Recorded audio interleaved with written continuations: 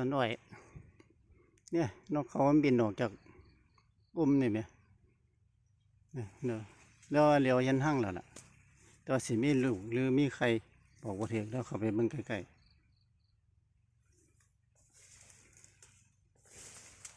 ห้างโอ้เป็นลูกมีลูกบ่แล้วมีจักโตวะ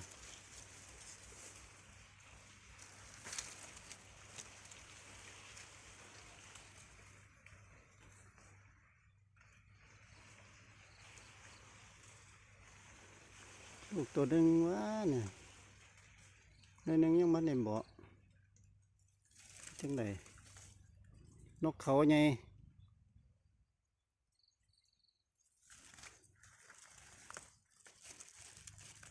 โอ้มาใครยังสีนกเขาเนี่ยเนาะมาอยู่สูงเนี่ยอยู่ต่ำ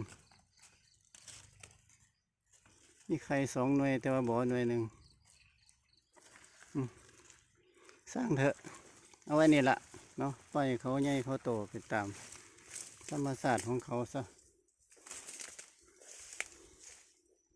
มันบ่เฮ็ดทางอยู่สูงเด้นกอันนี้เนาะ